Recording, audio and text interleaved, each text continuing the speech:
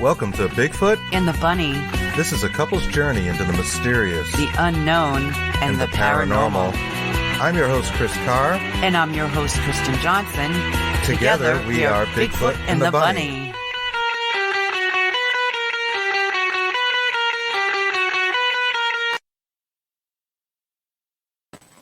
And we're live. Welcome to Bigfoot and the Bunny. Happy Saturday, folks. Happy Saturday. And today is a big day, and I just want to let you guys know I've got a crazy sore throat today.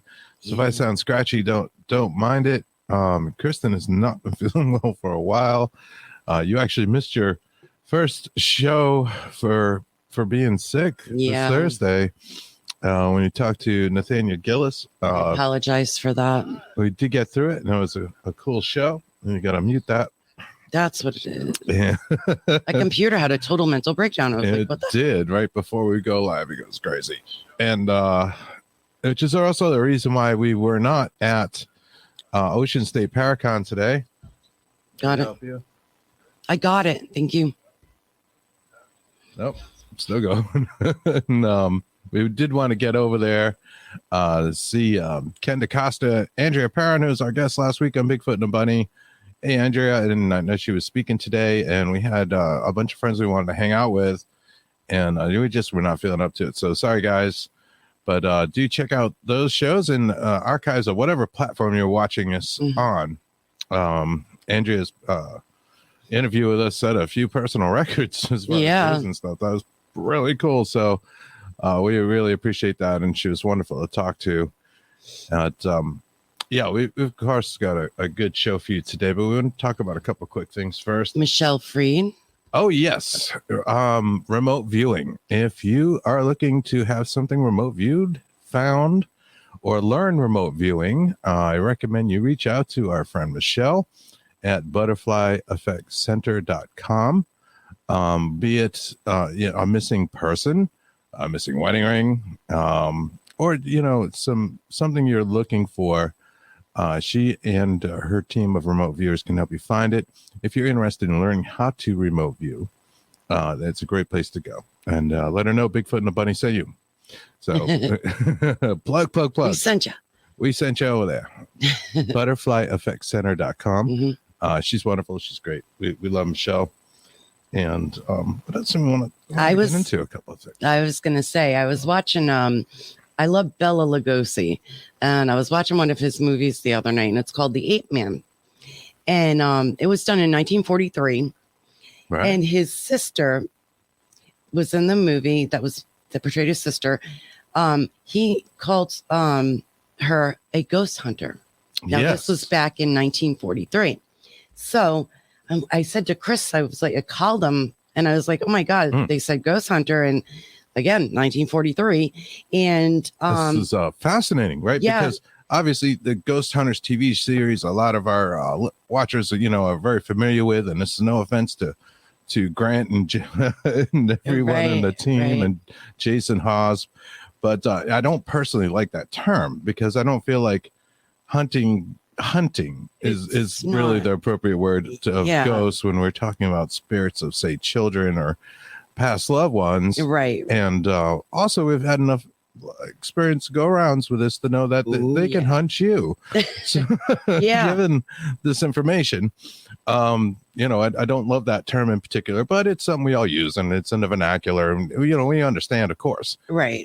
But we didn't realize it was such an old term. Right. So the thing is, we looked into the history. I was delving into it, and seriously cannot find who coined the term ghost hunter. So we were wondering if anybody out there and listening in our audience knows who coined the term ghost hunter. When it was first used. Dr. Google did not help us very much with this. We suspect it started during the spiritualist movement. No, it was before that. It was in the 1700s. 1700s. Okay, 18th century. And and the spiritual movement started with those two sisters. The Fox sisters, Yes. And then later that was from 1848 until the middle of the 1900s. So 1700s, and cannot figure out who said ghost hunter. Yeah. So that's our wrap. Who first said it, who coined it. If you guys know, out there in chat, you end up watching this, let us know if you have some insight on that, because we're very curious. We didn't realize it was like used back then, or certainly in a Bela Lugosi movie. So yeah, love him. Very interesting, right? Hello, Courtney Peterson. Hey there, Michelle Millions. Karen Antelope. Hey, hi from Anchorage, Alaska. Well, that's cool. And we got some people out there already saying hello. That's awesome. Hey, Courtney. Love our pun family.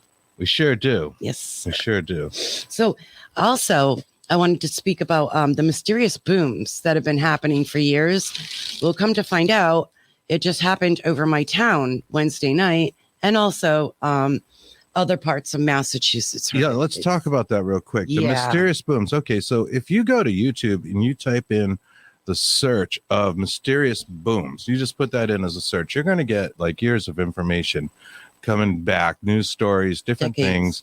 And lately they've been popping up in the news with more frequency, and even locally. About a month ago in New Hampshire, northern Massachusetts, there was a whole lot of these things. They are not showing up on seismographs. Nope. But they will. The booms are loud enough to like rattle your house, rattle your windows, knock something off a shelf. People are reporting this phenomena occurring. And it's not just relegated to New England where we're from, but it's all over the country. All over the world, right? And it just so happens we haven't heard a good explanation, right? Like they were talking about meteor showers and meteors like breaking through the atmosphere, maybe causing these things, but nobody seems to know. It seems like something they would know, right? Like if there's a meteors coming down and making everything go boom. I think they would know that. Some people say it comes from the ground. That's where they think that it's coming from. But most people say it comes from the air, like you were saying, like Sonic or Mach. It's like, hello.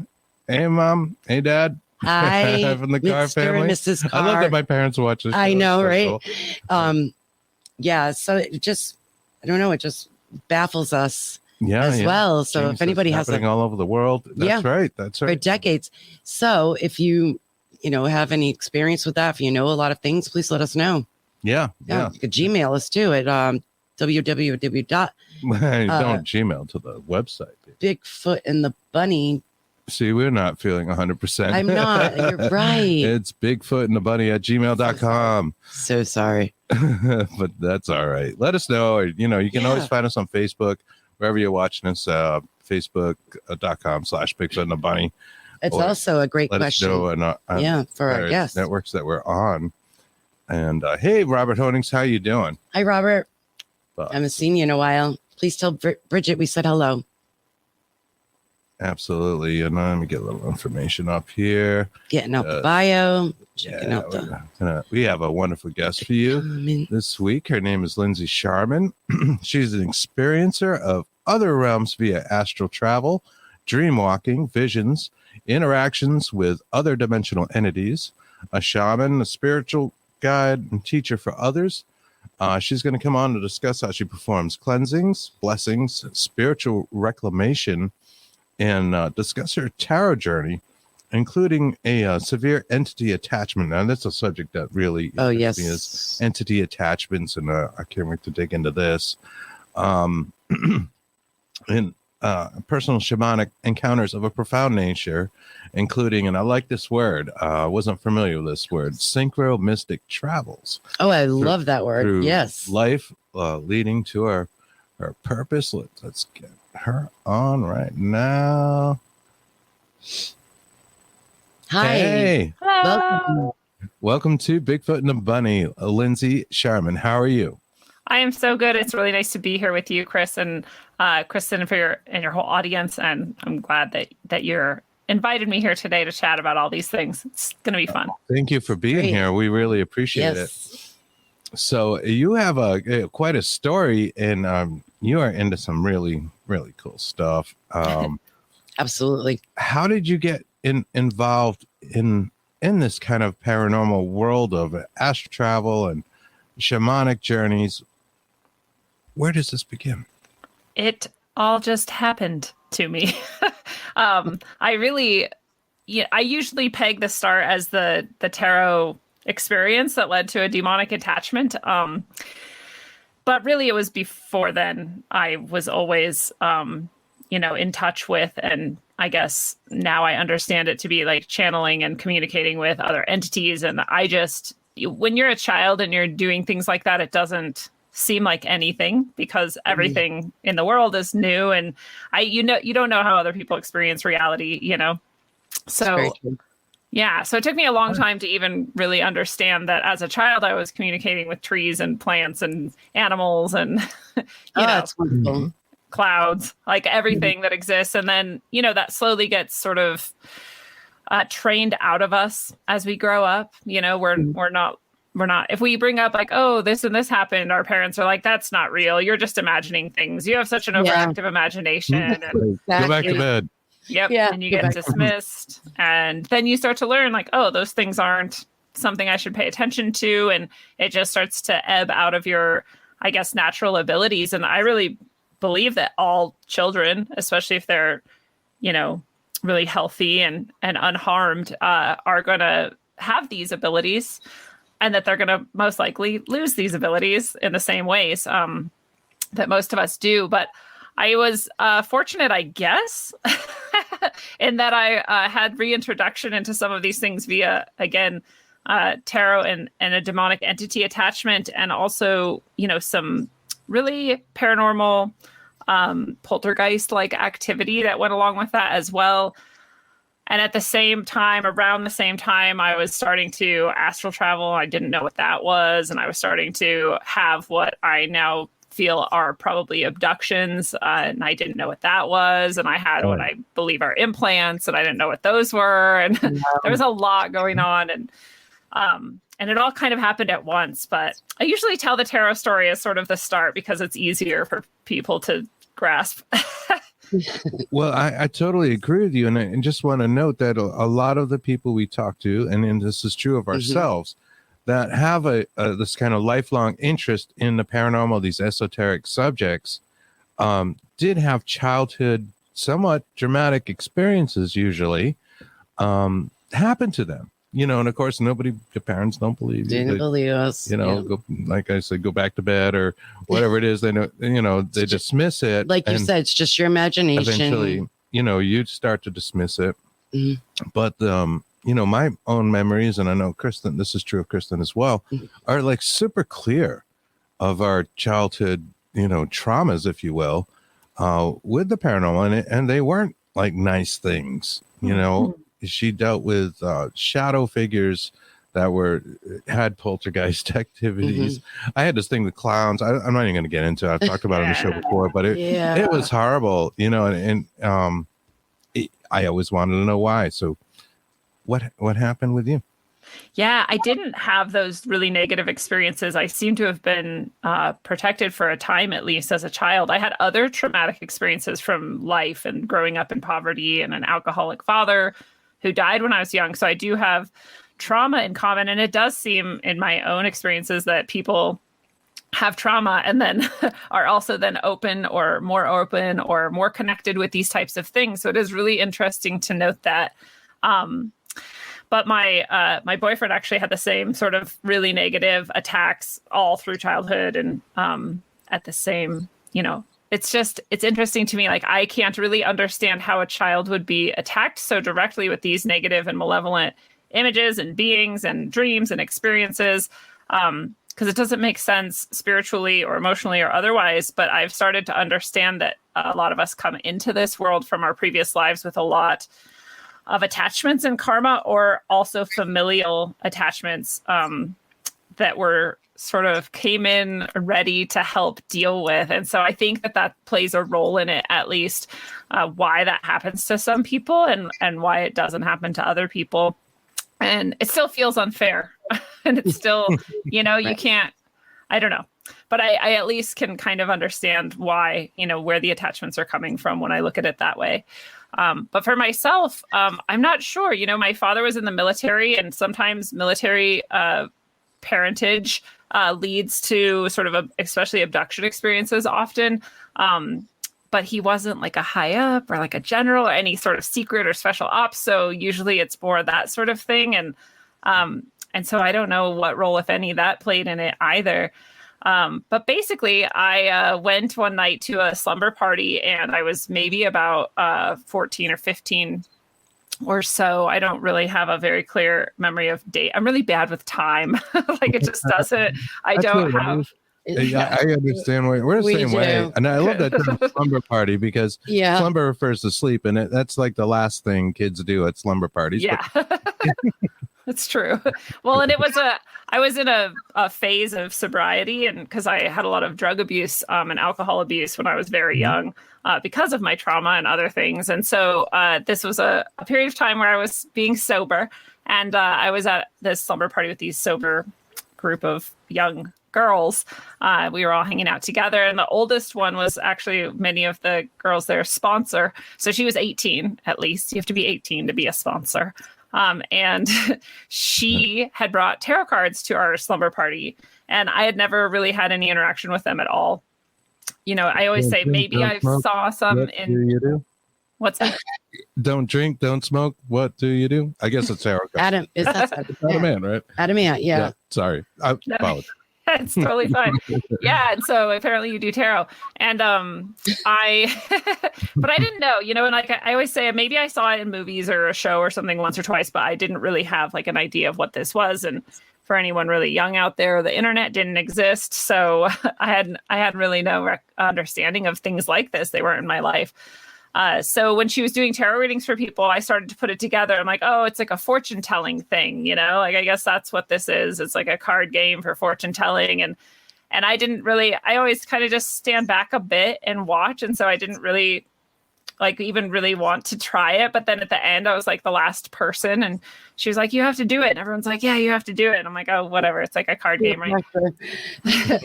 So I did it. And I'll say, as far as I know, no one else there that night got any sort of attachment. But I sat down to do the reading. And the way that this girl did her readings is really inappropriate and dangerous, as I became painfully aware. But I had no idea at the time that it could be. So I don't suggest this to anyone. But what she did was she asked a spirit to come and guide the reading. Every time she did a reading, she asked a spirit to come and guide the reading. She didn't delineate what kind of spirit or who or where, nothing at all. Just any spirit, just come guide the reading. So that was the fatal flaw that I didn't know. And so we did this reading, and the reading was really scary for her, which then was scary for me because none of the other readings were scary for her. And I didn't understand why. But now, having read tarot for many, many years, I understand that as she's flipping over each card, every single card in a 10-card reading was a major arcana. And major arcana is only 22 cards out of 76. Anyways, however many cards. Right. And so it's not likely that, you know, in a general reading, people get maybe 2 or 3 major arcana sometimes, maybe a little more, a little less. But every single card was major arcana. Every single card was major arcana. Every single card, and every single card was reversed. And in any given reading, of course, you have a 50% probability you're going to get a pretty even mix of upright and reverse for the most part. And it doesn't always happen, but those are statistics, right? And being reversed, I mean, the card was laid upside down, and if correct me if I'm wrong, would mean the opposite of what it would mean if it was right side up. It's not always exactly opposite, but it's at least indicative of like a shift or a twist or a blockage of some kind of the upright, you know, more flowing and aligned energy of it. It can be kind of opposite, just depending on how it is sitting. But so yeah, they're all of them would indicate some sort of trouble, strife, blockage, or negativity, right? And so I had 100% of them were major arcana, which is massive and huge no matter what reading you're doing, and 100% of them were reversed, which is massive and huge no matter what reading you're doing. Right. So by the 10th card, she was like, I don't even know what this is or what you are or like what's going on. Or she's like freaking out. And I'm like, wow, it's just like a card game, but I guess it's a really big deal. Like I didn't know anything about it. But I kind of got like the hook. I was like, that was really weird and interesting. And I kind of want to learn like how to do that myself. So I went out and I bought the exact same deck which is the deck everyone can see in this background right here. I still have it today. It's a different deck, but it's the same type of deck. That's a very cool picture, and it actually comes from your website, which for the people that get this in audio only and don't see the ticker, going across the bottom is rogueways.org, and we will mention that several more times before we're done. Yes. Thank you. Yes. You're welcome. Yeah, It's I an always awesome picture. Yeah. I always have to tell this story and then clarify why I still do tarot afterwards, because it's a terrifying story. So I started to go about actually doing readings for people, and I did it the same way she did it, because that was the only experience of tarot I ever had to go off of. So I always invited a spirit to come guide the reading. And I was like spot on all the time in ways that would freak people out when I was giving them a reading. They're like, how could you know that? How would you know this? Like, how do the cards know this? And so I got sort of a reputation as the tarot reader in our school, in our small town. And that there's a lot of stories I could tell with that too. But to stick on this story, as time went on, I again started having poltergeist activity too. I did not connect that in any way to doing tarot readings because I had no reason to. And I also started having sleep paralysis, which I also didn't connect to anything because I had no reason to. And the poltergeist activity for me was, I was always just explaining it away because I'm a very rational person, actually, and I'm a very skeptical person, actually, and I need a lot of evidence and a lot of thought to decide that something is especially abnormal or paranormal, right? That's and so basically what our brains are trained to do, debunk. And yeah. We want to rationalize things away, and of course, poltergeist. German for noisy ghost, but we all know what that means, and that's where some kind of entity is moving things about your house. Yes. In a malevolent. Throwing things. Yeah. So I started having things like pop off tables and land in front of me and fall off walls and like all of this stuff. And the one that finally sort of started to scare me was this flashlight that was plugged into the wall, and it was a rechargeable flashlight. But to turn the flashlight on, you had to take it out of the wall. You had to depress a button that wasn't the on button. It's just the button that you have to depress in order to turn the plug in all the way back in. It has to click and latch back into the unit, and then you can press the on button and it will work. And before that, it won't work. This is just like how it worked, right? Mm-hmm. So that flashlight at one point just dropped in front of me and turned on. And I didn't, again, really think that much of it. I was like, things fall, whatever. But as I picked it up, I realized that was all the way back inside. Someone had to have depressed it and clicked it all in one swift movement as it fell, which isn't even possible. Right. The physics doesn't seem to line up, but yet it happened, and you have the experience. So I dropped that and ran out of the house and got in a car and drove away. I was like, that's not real. That can't happen. No, that's messed up. Yeah, makes an impression, right? Does. So you have these experiences. Your mind can't put it together. Right. So and I started to, at that moment, I was like, wait, a lot of things have been falling. Like a lot of things have been moving in weird ways. And I was like, what if something like a ghost or something is in the house? Like, that's weird. And then I just probably went and got high and did a tarot reading or something, So I, again, also was having sleep paralysis this whole time. That's also very scary for anyone who hasn't had it. And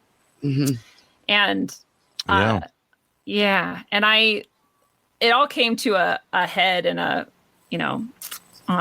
climax when I was on the computer one night.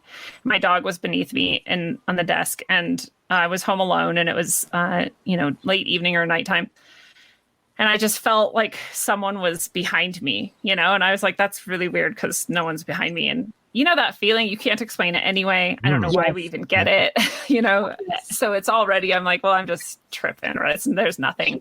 But I really felt like someone was behind. I kept feeling that. And I'm like, this is getting weird. Like, why do I keep having this persistent feeling? And I kept looking to see, and no one was there. And then I started realizing, like, I felt uneasy and uncomfortable, and it was cold. And I was like, this is so weird. Like, I must just be really tripping out. I don't understand. Then my dog gets up from sleep, and he stands up, and he looks at the exact area where behind me I felt like something was staring at me, and he starts growling at it, and the hackles on his neck go up.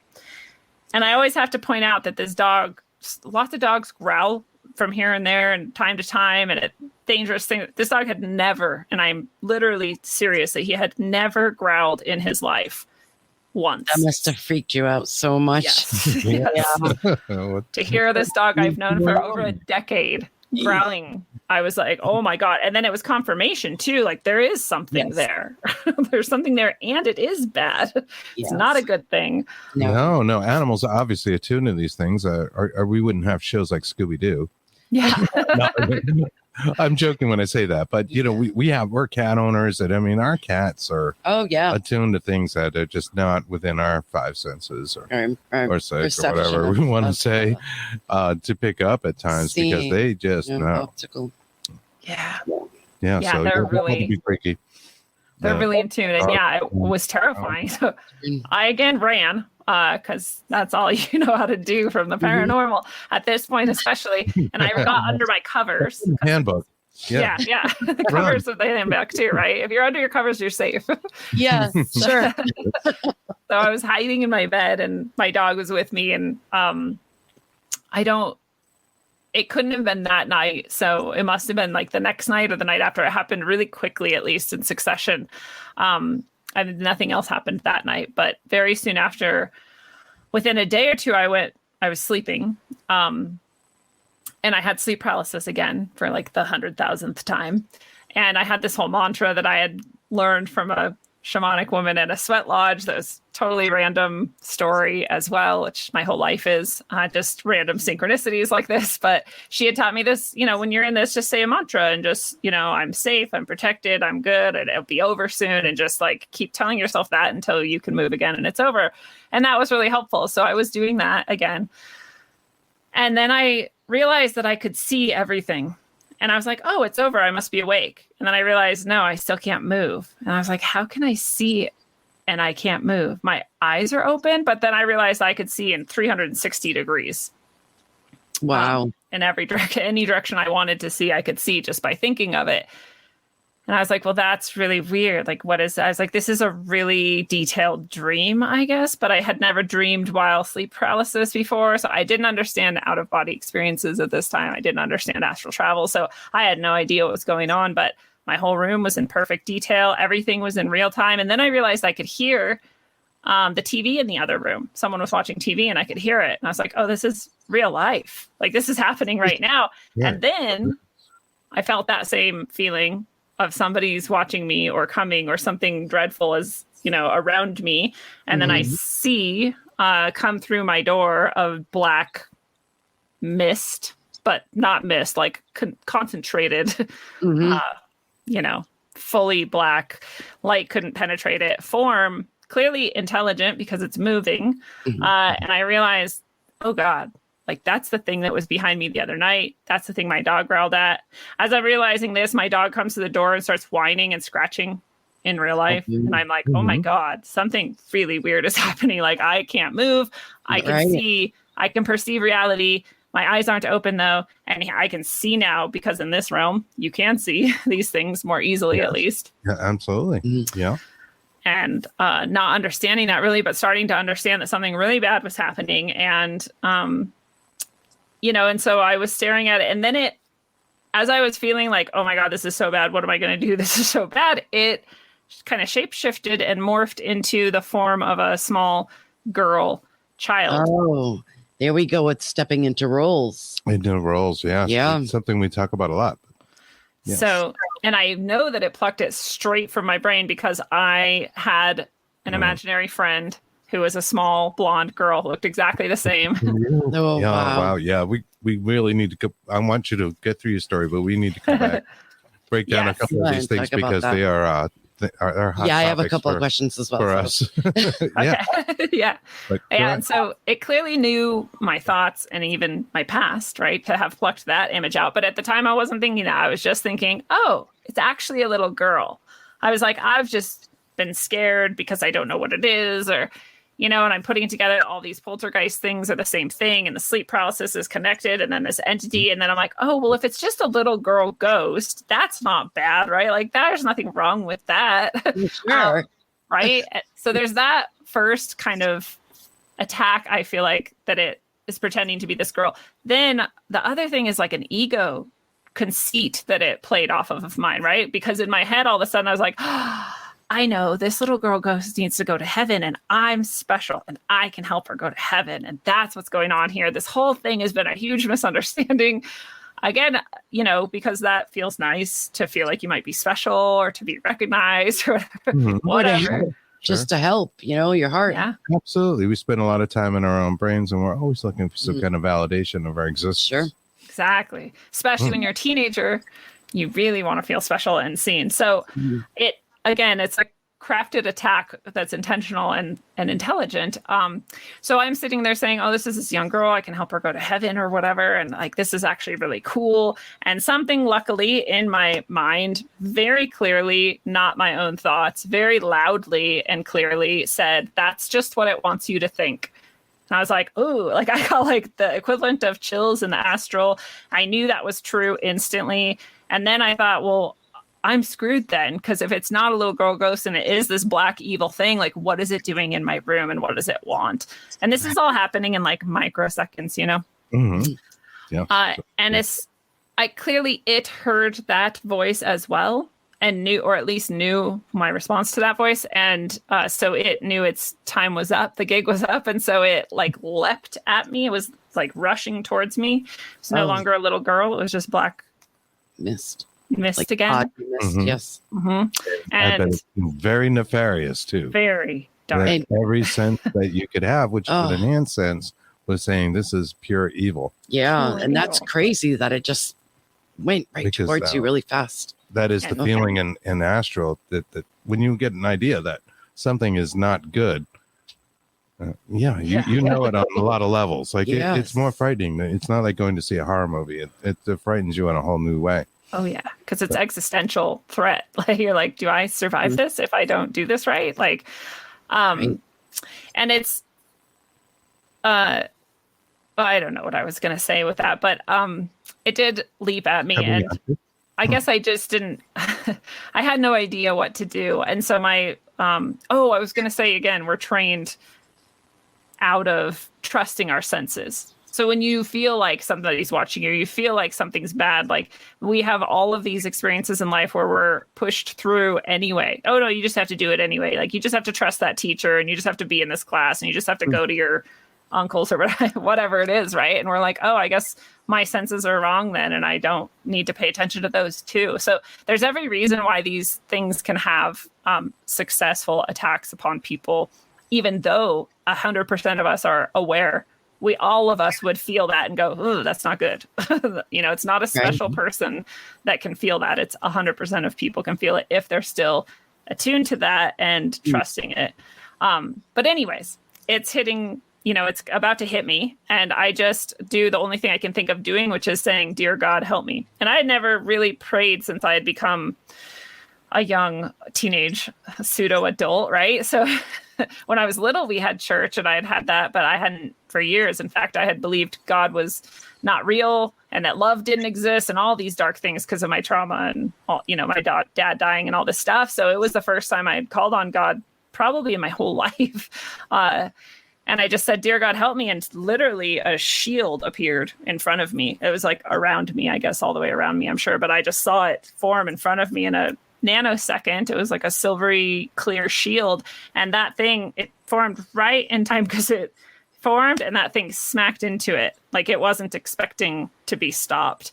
Wow. And when it smacked into it, when it realized that it had been stopped, there was a sound that I could perceive that was not happening in the real world, like the TV, but was happening in this astral realm. And I could see the difference and, or hear the difference. And it sounded like everything negative and evil that you could think of all combined into one crazy cacophony. Like I always say, it's like scrunching metal and like explosions and like screaming people and lightning, like all of it, like at one time as a scream coming from it. Wow. And that was maybe the scariest part, actually, because I was like, because it was happening like this close, like right in front of my face. Right. Sure. Oh. And then I just kept saying, God help me, God help me, God help me. Because I was like, what if the shield disappears? I just have to keep saying this and like my mantras, and I finally could wiggle a finger and I could finally wake up and get up, and I ran from the room, and my dog was like so happy to see me alive. And I ran into my mom's bed this time and got under her covers with her. And she was so tired. She just like didn't even notice. But I just cowered there the rest of the night, thinking, well, I've gone insane, like completely insane. Because this can't happen. Like, this isn't a real thing. This is movie stuff. Like, I clearly don't have touch with reality anymore. And, but I had those few things of confirmation, like that I could hear the TV and that my dog growled and like that my dog was whining at the door. So it bothered me, but I was like, no, I'm insane. I've gone completely insane. So I went to school the next morning after a night of just dreadful images filling my head, because I think this thing couldn't get in me or do whatever it wanted to do to me, but it could still like project a lot of horrifying negativity into my mind, my imagination. And so scenes that I would never even have had access to. There's no movie that even has as disgusting filth as I was seeing. So again, I'm like, well, I'm crazy. And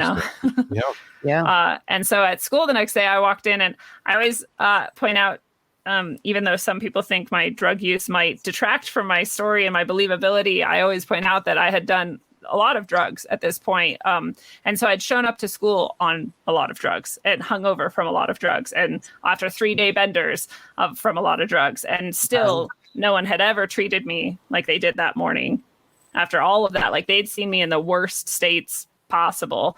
And I walked in that morning and people would look at me and go, oh my God, what's wrong with you? Like, did your dog die? Did someone die? And I'm like, no, nothing happened. Like, nothing's wrong with me.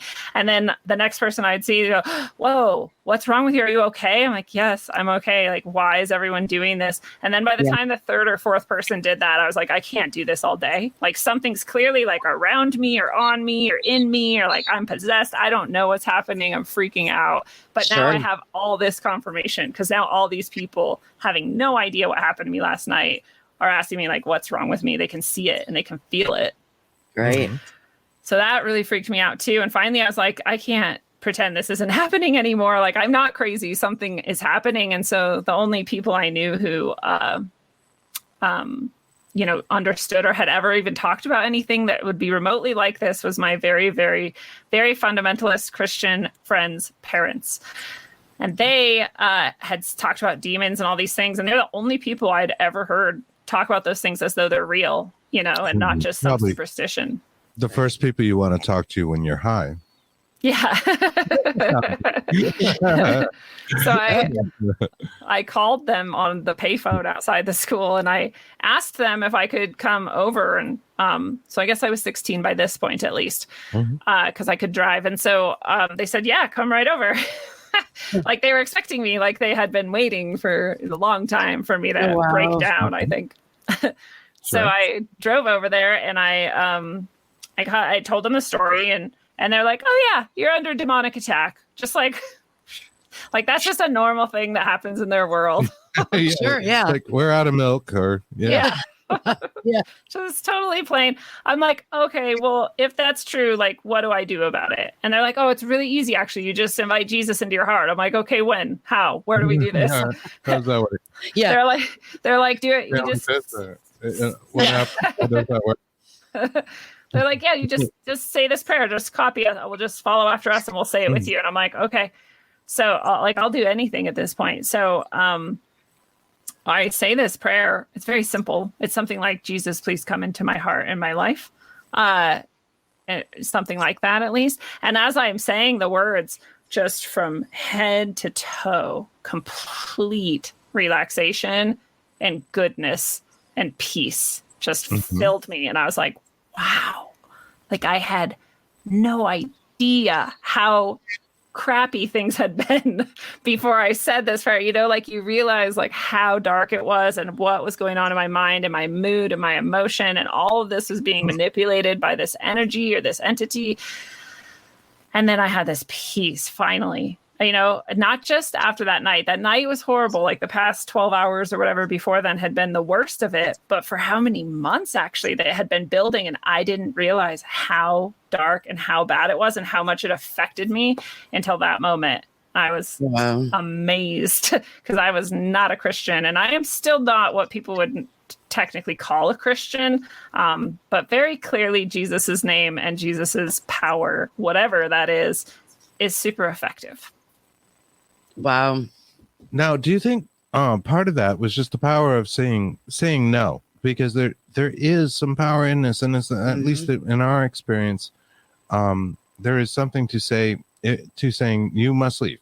Just leave our house with a lot of dogma attached or archangels or whatever. Although that's a whole nother thing, and whatever motivates you, but to tell something to go away sometimes does seem to be almost like a higher law, and they almost have to obey that. Yes, they absolutely have to obey that. And they're really good at tricking people into believing that they don't have to obey that in many ways. And then people's belief that they don't have to will often let them back in. So it gets tricky. But it is absolutely true that you have a free will and they don't. And so you can tell them to leave, and that is a huge power. And another aspect of it is just this concept. I don't know if you're familiar with Rupert Sheldrake's idea of morphogenetic fields. No. Please do tell. It's just this concept that, every time you have a thought or even an action or a feeling, you're creating, right? Their energy is coming out from you in any of those things. Yes. And it's all a vibration, and it's all, Frequency. cymatics and frequency, right? So every time you say, this is why people have logos and brands too. Every time you see Pepsi, you have an emotional response. You think of it, you visualize it, you give it all this attention. Now Pepsi's even stronger. Well, Jesus is thousands of years old, and how many people have put their thoughts and their feelings and their genuine emotion and all of this energy into the energy that we call Jesus, and it's super good and pure. It's all really good and pure and stuff. Advertising, right? Like, I mean, mentioned Pepsi, or having a Coca-Cola sign on your wall. You might have a crucifix on your wall, right? Right. Exactly. Yeah. Especially, I'm sorry, when you go to church and everybody's doing that, everybody's energy is all together, and that makes it even more powerful. Yes, the group for sure. So the group, icons, and all of this. And it's, again, really genuine emotion, and people will cry and joy for Jesus. There's a lot, and this is for thousands of years. So it can be any energy or entity has the same quality, right?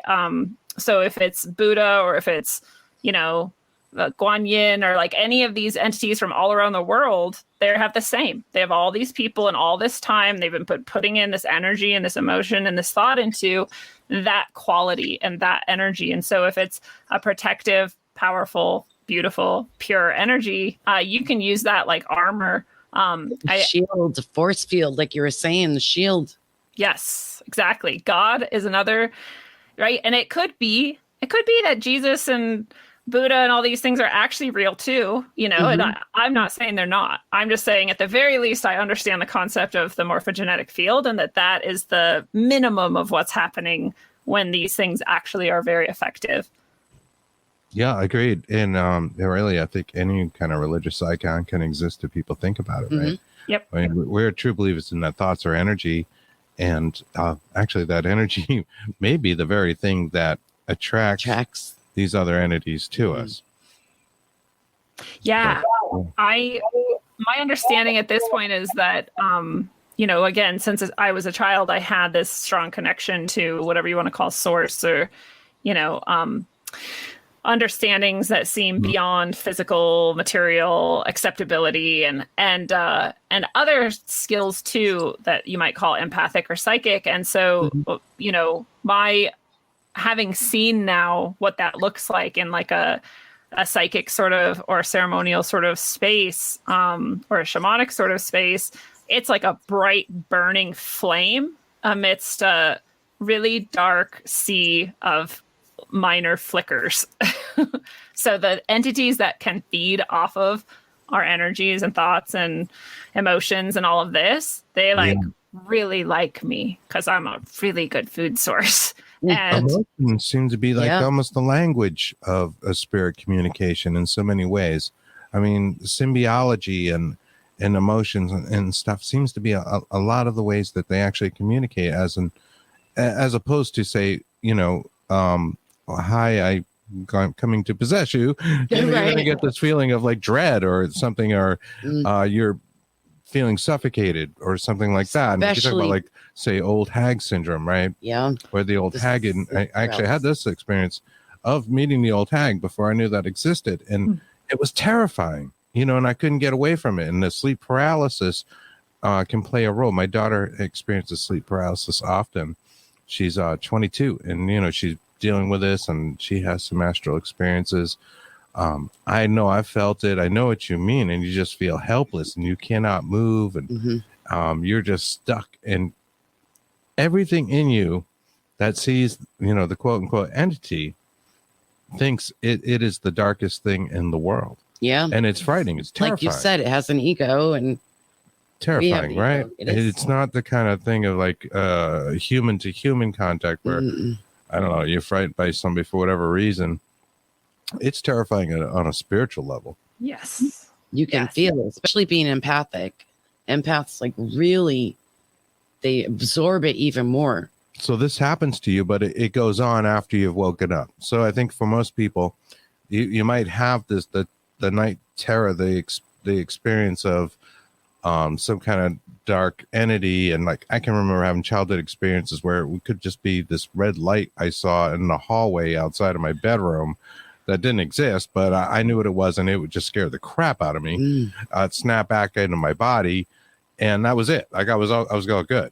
Yeah. Once I was back in the body, the red light's gone. I'm no longer having any issues on the astral plane, but at the time it seemed frightening. But for you, this continued to go on. You needed help. You talked to some religious folk.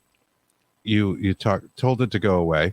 And somehow, and this empowered you to actually make something leave in real time in our 3D physical meat bag existence. Right. Yeah. Well, Did it go away like permanently, or did it come back? No. Yeah, no. My feeling of my inner body, my inner experience was peaceful, and I had Jesus within me, so that was good. But the entity was still around, and they even explained to me, you have to go home now, and you have to clear your house, and you have to do it by yourself for some reason. I'm like, oh, thanks, guys. And do it like this. And the way they explained it to me, I did that. But years later, when I'm learning, shamanic practices and different things, I'm like, this is exactly the same as their Christian idea of how to do all of these traditions around the world. In fact, every single tradition I've looked at has the exact same basic principles involved in the banishment of an entity, or the invitation of a positive ally and entity. So it's really interesting that even Christianity, which we often poo-poo and think is really, I don't know, outdated or like old or just control or whatever we often sometimes can think about Christianity, they've got the same mystic components as every other, they sure do. Oh, yes. They have a whole system of sorcery. Yeah. Sorcery. Yes. Right. Yeah. But it's what, you believe in. And I think that belief contributes to the effect. That's the thing. If you really believe that and you know it, then it's true. So I did banish this entity. I went home and I followed the steps and I did this. And the last step was to burn the tarot cards because that was its physical portal sort of attachment that I had invited it through, right? Close the door. Yes. Close the door. So I went out to burn these, and I never had like a harder time burning anything in my life. The wind picked up very strongly, and it wasn't just that the wind picked up strongly and like sticks were flying and they all seemed to be flying right at me and like pine cones and things. And like, that was really scary. But then I realized partway through as I'm like trying to burn these tarot cards in the wind that none of the other trees in the other properties nearby were blowing at all. But the trees on my property were like shaking and like throwing themselves around. So I'm like, like this thing really doesn't want me to do this. And I could feel it like hovering around me and trying to stop me. And it was just really, really intense. Actually, that was maybe the most terrifying because I think there's something scary and about claiming your power as well, and like It's like a responsibility you don't necessarily want to take, because you're like, well, now for the rest of my life, I have to acknowledge that these things happen and that I have to do something about it. And that, I don't know, there's something in that was almost hard too on like an internal struggle level, but I did it and I burned those cards and it was gone. I didn't have any more poltergeist. I didn't have any more sleep paralysis ever again. I've never had sleep paralysis again. Wow. That's amazing. Wow. Yeah. That's great. And other entities have come to mess with me from time to time, and even scarier things than this have actually happened to me way after this. Scarier than that, my goodness. Yeah. But I have understood now too that each step I sort of take on this path has brought me more into learning about spiritual work and about myself as a spiritual being and about the powers that we do have and how to help others through this as well. So now that's, part of what I do as a spiritual teacher and mystic healer and practitioner is I help people detach and, get these things off of and away from them and also learn how to protect themselves and become more spiritually present as well. So even the scarier things have been good learning experiences, I guess. Right. It's Okay. true, So you had the astral experience. Is this something you still advocate now? Do you encourage people to astral travel and have journeys that way? I don't encourage people to do anything because I know how dangerous all of it is. So I tell people, if you're going to do this, do it. And it's awesome. And you can do it safely and well. But don't do it don't go just dabbling because you don't know what you're going to pick up. You don't know what you're going to invite. If you don't know kind of the rules and how it works and you haven't really thought about it and decided that's what you're willing to sort of jump into and risk, don't do it. Yeah. You mentioned spirit walking as well. Now, is spirit walking the same thing as an astral projection to you, or there's some kind of difference there? I have it might be more akin to really deep meditative states for people as far as, helping people understand what it is. And I call it ceremonial space. And I just go into that usually in service of other people. And so in that space, you encounter spirits, only spirits. And so it's a little different because there's no hard and fast sort of reality. Look, like when you're astral traveling, everything's exactly like this, but different. But the same, right? Right. It's hard to explain. It's a little deeper level of it, Yes. right? And you can see entities and experience them there too, like we saw in the experience I had. But it's just a different way of doing it. Yeah. And that's very interesting. And the idea of astral projection, or not the idea of it, but the reality of it has existed for centuries and goes through different cultures. The ancient Egyptians called the soul Ba, and I had a picture I wanted to share, a hieroglyph of showing the soul above the body in the ancient Egyptians, but thank you, my software is not showing it, but it has existed through Chinese cultures. It's existed through cultures around the world. People experience these things. Yes. I'm sure a lot of our listeners have had lucid dreams and or intentionally astral projected or spirit walked, and I know that for a fact for some of them out there. Yes.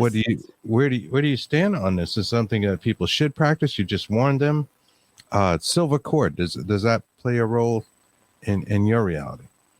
I've never had the silver cord. I don't know why. So I'm going to go with you with that. But almost like every book in astral projection talks about that silver cord, and boy, don't cut that cord, boy. That's it. You're dead. Bye-bye. You're dead.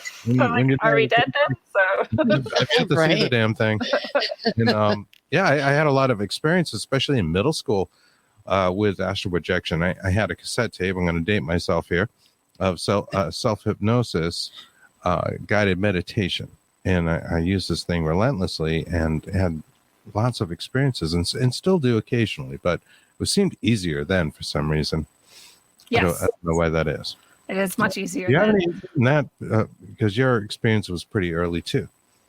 Yeah. And I a lot of people have attributed the reason why that age, especially because I was also middle school and early high school when these things were sort of peaking for me, to our hormonal development. We have a lot of energy just like flooding us all the time. And so we have a lot we can do with that.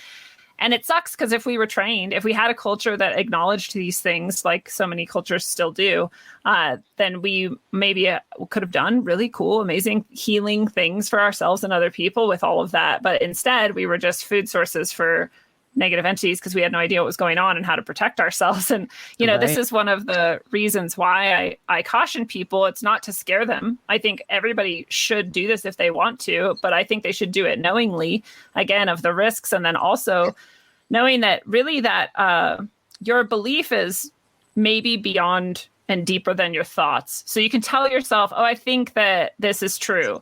But what you actually believe is what's going to manifest for you. So if you don't believe you can protect yourself and you don't believe you have the power to kick something out, it's going to be a lot harder for you. You're screwed. Yeah.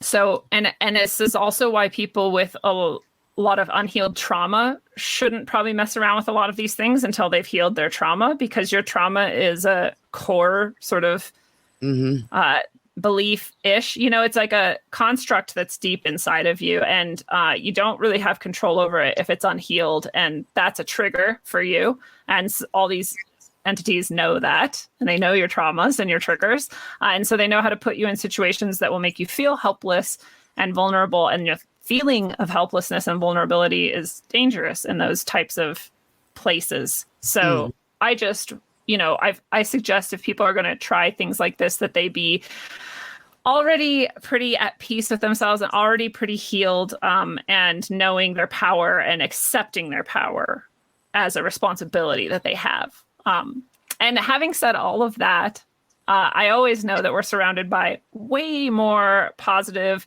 energies and entities, which I call allies. Our allies are all around us all the time, and there's way more of them than there are any of these dark things trying to mess with us or anything. So if you are ever in a jam and you want to, you can call in Jesus or whatever ally you believe in, and it's right there with you. No, it's never going to not be there if you call. You're right. I was going to ask you, because there's like a warfare going on. It's like spiritual warfare. Yeah, between the dark and the light. Yes. And I'm glad. Do you believe in that there is this battle between good and evil that is ongoing? I know there is, because I had these dark entities attack me frequently, and I have met and experienced working with angels and other entities of the light that are there to fight back against them. And so in my experience, that's just fact. There just is a battle going on. But I don't believe that it's how we perceive battles necessarily. I don't think it's like God is those angels and Satan, God is devils, and they're just like fighting and clashing all the time. Right. It's this internal struggle over the human soul. And so when you look at it that way, it's really an internal war that's always going on. Battle. I find that fascinating. Now, we've had guests that told us that they fight with like literal swords and this kind of thing. And we have a question out in the audience I want to bring up, because this is a whole nother way to look at this. Is this Joey Mad Dog? I'm sure that's your real name, Joey. Say hi to Mrs. Mad Dog for us. Sounds alternative shadow self. And he mentioned a couple comments about the shadow self. And we talked about Jungian theory about a person in their shadow, which kind of is this light and dark. And I would take it to like a psychological perspective. But yet we see in our astral selves the reality of it, what is dark, what is light, this sort of thing. How much of it do you think is purely mental and just part of the human condition? In one way, all of it, and in another way, none of it. So I just look at it like this. People say often, oh, that was just you and that was your own dark, like whatever, and you're projecting it and you have to battle it and come to peace with it and heal it. Well, you do have to do all those things, and you do have a shadow, and it's definitely 100% of your traumas and your unexplored wounds that are within your soul and your emotional and mental bodies. Those are all portals. Those are all doorways that are wide open for darkness to come through. So you are creating this, and it is of you, and you are responsible for healing it and closing all those doors. And that's the primary goal of any human, I would say, is to heal exactly those things. But I just look at it this way too. So technically, if we want to get really woo with it, we can say, well, all of life is us and all things are us. And all of this is just us meeting us and talking to us and like over and over again in different ways. But I still would shoot someone who was running towards me with a gun. Right. Right. So I don't care what that shadow being is, really. Yeah. I'm still going to protect myself against it. And so I have a problem with people who take that. I don't have a problem with the people. I have a problem with the idea that you should like rush into the shadow and embrace it. I think a lot of damage and danger is there for misunderstanding what these things are and what they can do to you. Absolutely. Yeah, but it is an interesting concept to look at that as a whole and say, all right, is spiritual warfare really just in my head and me battling my shadow self? And I'm actually projecting or creating these entities that are attacking me. Here's how that is true. Because if 100% of human souls were healed, there would be no war, there would be no darkness, and there would be no battle. So it is true that it is just us creating this and projecting it. But that doesn't mean, again, that it's not real. Or that it's not something that you protect yourself against, again, just like you would if somebody was rushing at you with a sword. Exactly. Yeah, or traumatic, right? So, yeah, that's interesting because the human condition, we spend all this time in our heads. We don't always understand, even no matter how good we might be at telepathy or these other kind of contact modalities or whatever they are. You're still in your mind and there's still some like missing piece, and then we need other humans to put together those missing pieces to more fully understand ourselves.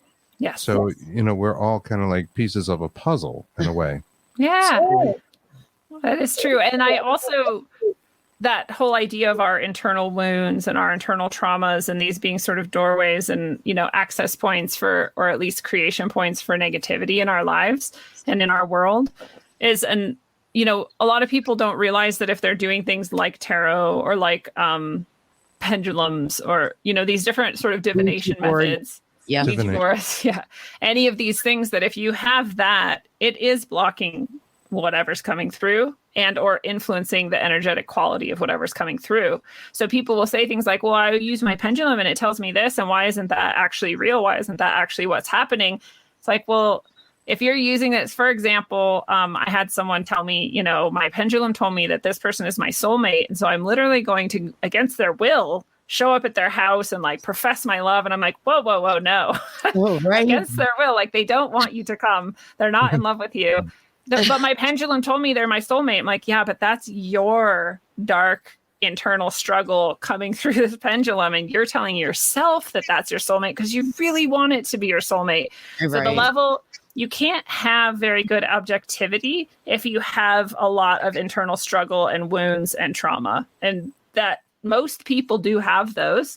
And I think that's part of why people say things like, well, why can't I do this? Why can't I do that? I'm like, well, you can. You may have a lot of work to do before it's really clear and really pure. Yeah. Yeah. It's almost a way to, I'm sorry, Kristen, to define your subconscious because, they want this on such a deep level. It is their subconscious moving the pendulum and through neuromuscular ways. There's a term for that, but I can't think of it right now. But you have that thing laying across your finger and you have the most tiniest of muscles that some part of you is moving it, no matter how still you think your hand is. Dowsing rods, same thing. And the same thing, dowsing rods and a lot of divination, and your interpretations of things can go that way. So that's a great point. But you could, it's within you and you're not necessarily correct about their lives. You could be the last thing they want.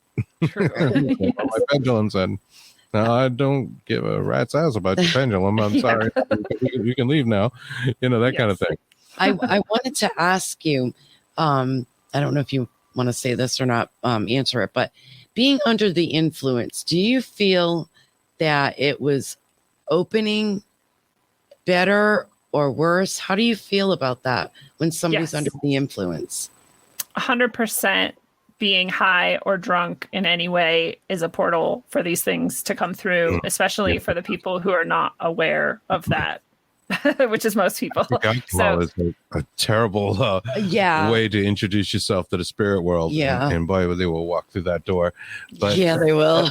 Other drugs maybe give you more insight. Now, we're not anti-drug or drinking or anything here. We're very open. It's an open show. So yes.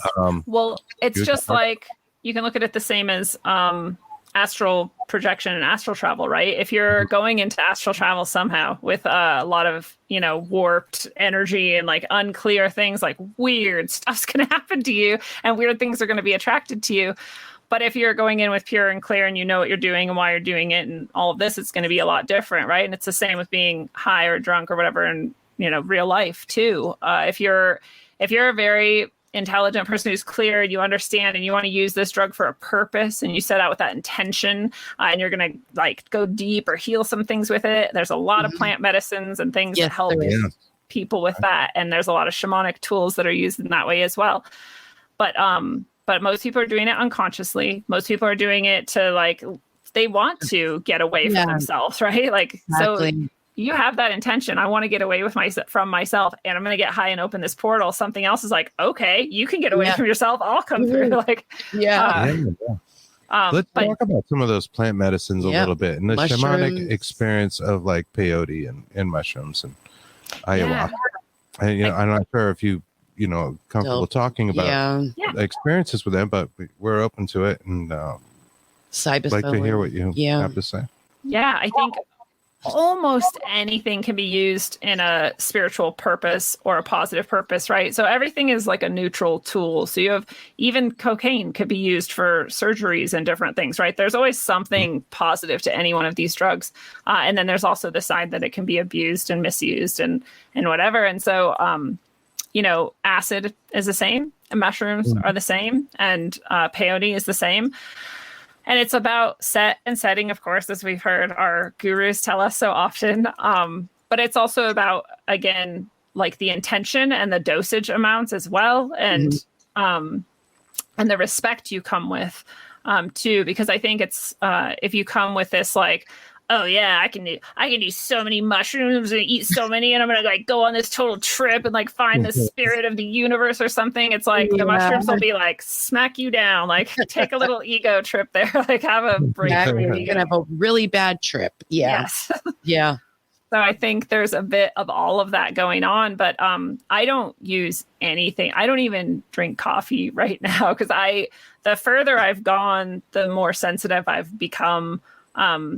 Because I've worked on opening my spiritual channels and being, again, intentionally in alignment with this and intentionally a channel for this. And so when you're doing that and then you try to maybe like drink a couple beers, like it's way worse what will come through if you're not, again, very, very careful. And I get sick of being very, very careful. There's no fun in it anymore. It's like, So I don't even use marijuana anymore. And again, I say that, but I would use those things. I would especially use like marijuana or psilocybin or various entheogens if I needed to do so for a spiritual purpose, for spiritual work I was doing, and it was somehow needed to have that sort of extra boost and deeper connection. Yes. But I don't find so far that I've ever needed that. So I also know that those things can be, again, used super therapeutically and very well for healing your emotional and mental traumas and breakages. So, if you know how to do that, you go in with that intention, and that can be this really nice, almost shortcut through years and years of therapy or, whatever else you might have had to do to heal some of those things. So they're beautiful gifts. That shadow very, self and very true. Put some things to rest that, maybe look at it from a different perspective. I mean, they've been doing that for thousands of years. So, Yeah. Yeah, I do think you can invite spirit and invite, I haven't done DMT before, but an awful lot of people are seeing the same entities under that experience. Yeah, I haven't either. I actually went because I have a feeling, for me at least, I have to be invited to it. I don't want to seek it out myself. And if I'm invited to it in a way that I can tell is my soul's synchronicity drawing me towards it, then I am open to doing it. And I've told, all my spiritual allies and myself that. And so I went to Ecuador actually to see, I don't know, maybe it'll happen while I'm here. I'm not going to, again, go seeking it, but I'm going to be around. I'm going to be in the jungle. I'm going to be on, on the river, and we'll see what happens. And no, in fact, everything aligned to push me away from that. So, I'm not ayahuasca. Was that where you're going? Yeah. if it all aligned that way. Yeah. So So that was a good thing, though, that you knew, maybe it was not the right time Right. to have Right. that experience. I might never need that experience because from what people describe, I'm like, done that, been there. Like, I don't know. Yeah. So again, though, I'm not closed off to it. Like, I'm open to the possibility. Circling back to spirit attachment, there are a good deal of people that dedicate their lives to the removal of these spirits. Yes. And this is a very real thing to you, right? Yes. People like Edith Fiore with her book, The Unquiet Dead, Dr. Terrence Palmer's work in recent years, very interesting individual. I've had the pleasure of messaging back and forth about that. And of course, people like Carl and Anna Wicklund from the Spiritualist movement, where Carl was chief psychiatrist at I forget the exact name of the place, but it was Chicago Institute of Mental Health, or it was like basically a sanitarium, the biggest sanitarium in Chicago back in like the early 1900s. And they would go and you had a medium, you had them, they would talk through removing the spirit as being a cause of psychiatric issues, and apparently had very good results. He wrote a book, I think in 1924, called 30 Years Among the Dead. What do you think of that? What do you had this problem, you willed it away, it went away. Do you think a lot of schizophrenia or mental illness in today's world is caused by spiritual attachments? Absolutely. I'm not familiar with any of the people you listed, but in my own experience, I can see, especially, so I can see people's auras, but I can also see, therefore, when they have an attachment, because the human aura is, in my view, the way I see auras, I have never seen a human aura that has black in it unless there's an attachment. So if I look at someone and they have black in their aura, then I know that they have an attachment, and those people are almost always turn out to be schizophrenic or deeply unwell in other ways. And I've had someone on my show on Rogueways named Jerry Marzinski, who you might want to have on your show too. He's really amazing, and he's super open to doing interviews. And he was also in the psychiatric industry, I guess, and treating a lot of psychiatric patients. And he has some amazing stories that just prove without a doubt that these things are paranormal and that they're malevolent, and that if you can get them detached and to go away, the psychiatric problems release and end. But I always have the little holdout. Again, I'm a skeptic and I'm super rational, actually. And so I have like this little bit that I'm like, well, maybe there's also just sort of physical, material causes for some of these things. Especially we see like in psychopathy that there's often a frontal lobe damage that happens. And so I can accept that that's also happening. I just, from my experience, personally, especially with auras and understanding how to sense these things, that is what causes, I want to say, 97% of what we call mental illness, depression, and anxiety. Wow. Interesting. 97%. Goodness. Yeah, I'm a little bold in that statement, but that's what I experienced. In your experience with viewing auras, how do you feel about things like Kirlian photography or auric pictures? Auras look nothing like they look in Kirlian photography to me, and they look nothing like what it's not Kirlian photography they do at like those aura booths, right? Do you know what I'm talking about? Mm-hmm. Those also look nothing like what I see. If I look at the picture that came out for the person and I'm watching their aura as they're taking it, like it doesn't look anything the same. But I also know that I've talked to other people who see auras, and we don't even say the same things. We have the same conclusions we come to based on what we see, but we're not seeing the same thing. So it tells me that it is not, again, a physical manifestation, and therefore you're seeing it through whatever you want to call your third eye or your imaginatory perception. And so that's your lens, right? As objective as you can get, it's still your lens. So what does the color red mean to me? It might mean something totally different to you. So when I see red, I know what it means, but you might see it as green because that's the color that means that for you. Right. It's like talking about chakra colors and that kind of thing. Yeah. Come to learn. I mean, it's established what they are, and it's in every book, but you don't have to use it that way. I've worked with groups where we will talk about a certain chakra, say, the crown chakra, if you want to read someone and they determine what color it is, and we all focus on that color, and it works. Yeah. And then you get the insight. It didn't necessarily follow what the manual said, if you will. Well, and different systems have different chakra systems. There's the system that I practice most frequently with is a 5 chakra system, and the colors are nothing like that 7 chakra rainbow system that most people are more familiar with. And who knows how many more there are. Different ancient traditions have different views and different reasons for attributing different colors to different spaces in your body. Absolutely. Now you do tarot readings for people. Yes, as weird as that might seem to people after that story, I do. Somehow you came back to it. Yeah, well, you know what you're doing now. We're going to do this again and do it for other people. But I think that's wonderful. And I actually like those tools. I like tools of divination. And I think all these things, if you're a paranormal investigator and you have a recorder, you can call it what it is. It's necromancy, and from medieval times, it's opening portals. If you're asking spirit to speak into a box of any kind, yep, you're doing the same thing as playing with a Ouija board. So don't hate on the Ouija board. Yeah.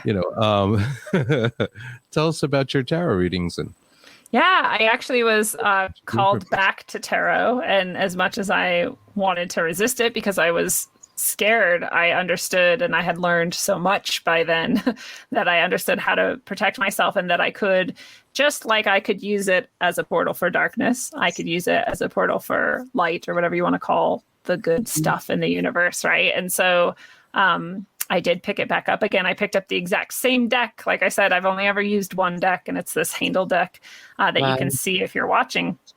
And so I, for how many decades, have been doing readings with this deck, and I love it, and I see how much it can help people transform themselves and uplift themselves and heal themselves, and that makes it a beautiful tool for me, and I'm really grateful to be able to do that with people. Sweet. That's excellent. And where should they go to get those tarot readings? Not that we're wrapping things up yet. We got more to talk about, but I just want to make sure people if hear. If you want any of my services, which includes tarot readings and ceremonial work and healings and blessings and all kinds of stuff, you could go to rogueways.org.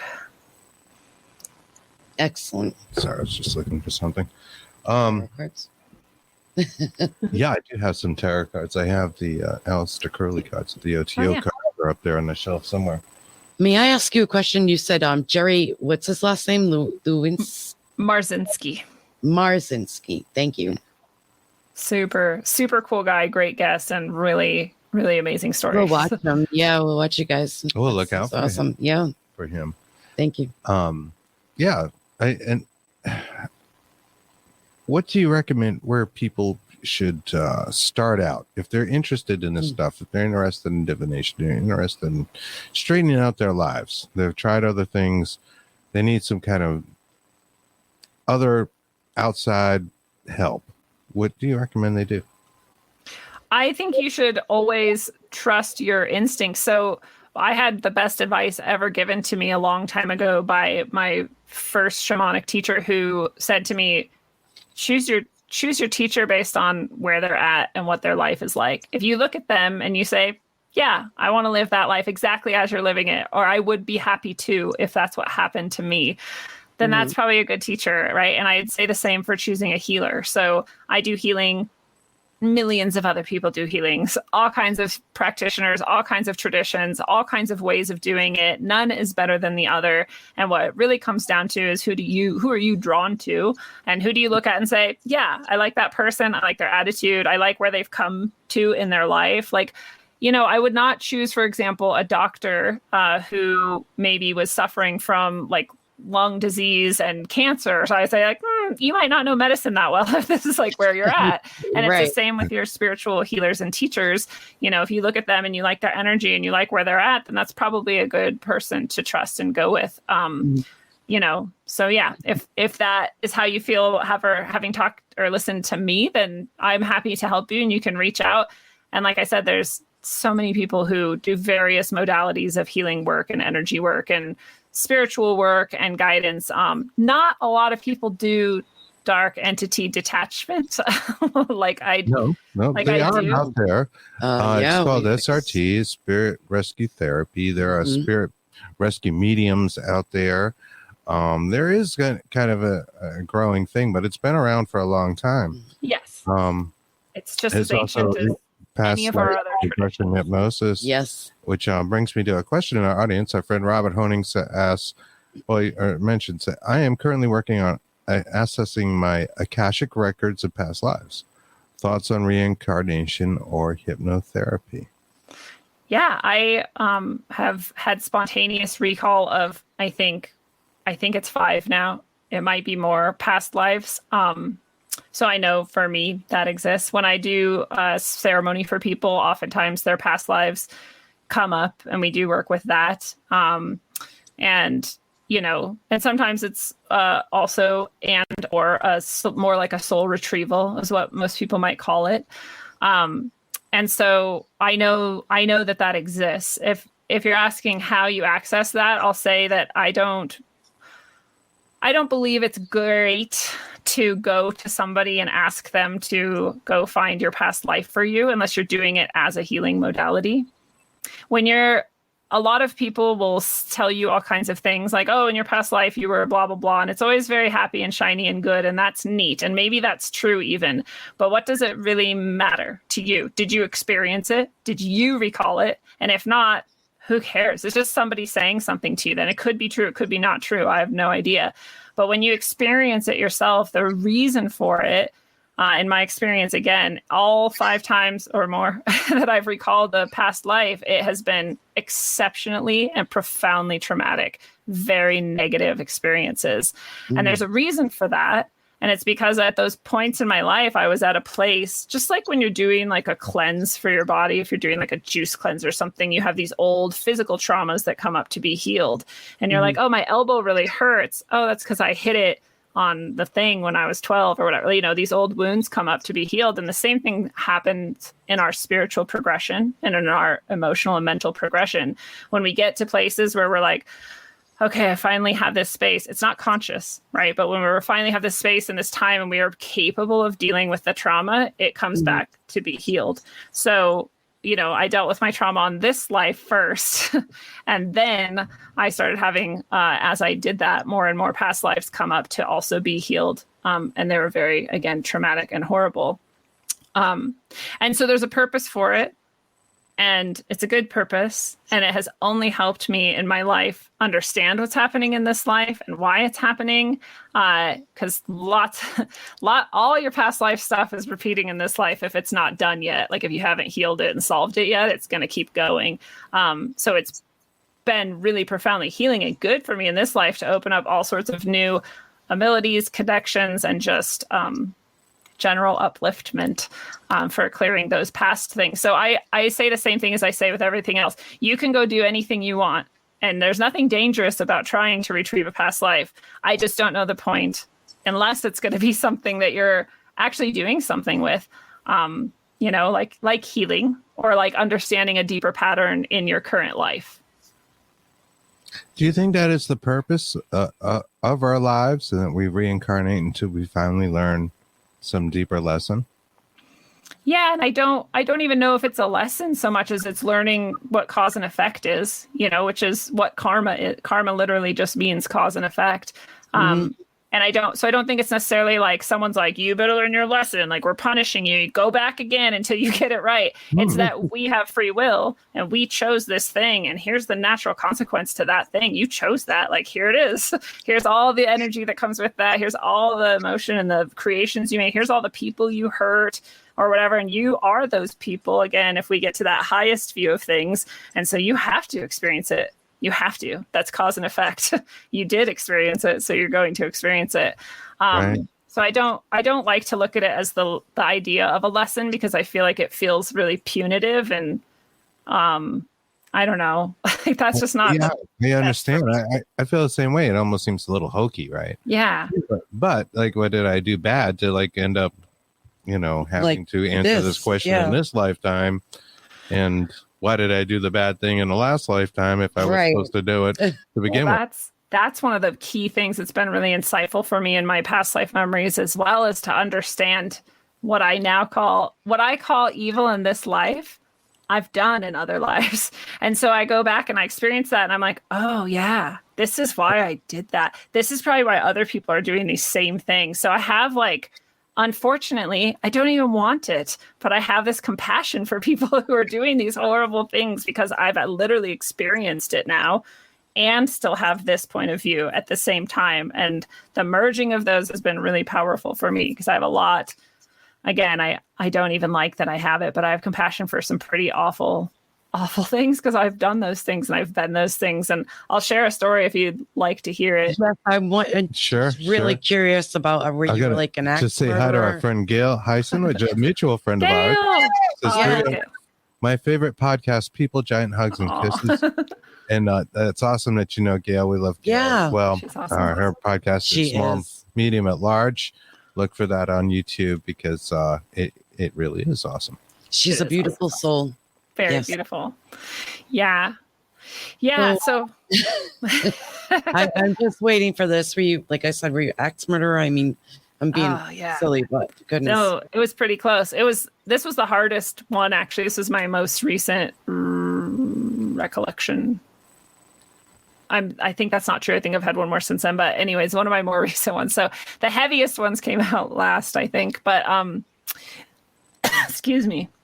I had recall of a life where I was torturing people and really enjoying it and super angry and aggressive and really, really sure that I was doing this for good somehow. Like somehow my love of torturing these people was serving, like I couldn't really pull out what it was, but it felt like a kingdom or like a cause, you know, like a religious or political cause or like a country, you know, like I was doing this for that. And it was like a noble thing. Dexter thing. Yeah. Well, no, it was more like these are the people who were trying to like stop our movement and momentum in this political way or whatever. And so we have to get the information out of them and we have to stop them. So here I am doing that. And that's a good thing, right? I'm serving my whatever. But I enjoyed it. Yeah. I enjoyed it. And at some point, though, in that life, after seeing the most horrible things ever and realizing how awful and horrible I was, which is hard, you know, when you're in these experiences and if you go too deeply into rejecting it, it will end and you won't get what you can out of it. And so to stay present with it is actually really difficult. It's kind of like what we were talking about, being really objective and open is actually really difficult sometimes because we're really attached to things. And one of the things I'm really attached to is that I would never torture anything like for any reason. So that was hard to accept, but I knew 100% that was me and that I was doing this. And at some point in it, though, I came to understand somehow that like this wasn't just that things weren't just like meat and bones and it wasn't just mechanical and that there was actually like spirit or spiritual energy like that just dawned on me as I was like torturing someone. And I realized then like what that meant if that was true. And that meant that all the people I'd ever tortured was like I was actually damaging more than just, again, like a meat puppet or like, you know, like I had this just profound understanding and it broke me. And then I went out and was suicidal because had done all these awful, terrible things. And I finally understood like the gravity of it and what it actually meant. And then it got even weirder because I now was then talking to me then as both of me, which is the weirdest thing I have ever experienced, I believe, actually, out of all the weird things. It was really, really strange to both like be talking as me now and hearing as me then and like experiencing, but I was trying to get me then to not kill myself because suicide at that point would have made things even worse and darker. And that if I could stay alive with the new understanding I had, actually more could be released and we could get sort of further in our mutual one actually spiritual path. And it was really, really intense. And I came back to this life and I was crying and it was horrible. And I had this really bad day because you experience again, like it's you. And so me now experiencing myself torturing people is not a pleasant time. You know, it doesn't just go away when the experience ends. You really, like, it sits with you just like it would if you experienced it. And so it took a while for me to really get through that and sort of heal from that. But one of the things I realized is that, you know, and it took me a while to connect these two things for some reason, but in this life, in reality, as a small child, when I was 5, I was tortured by a dentist.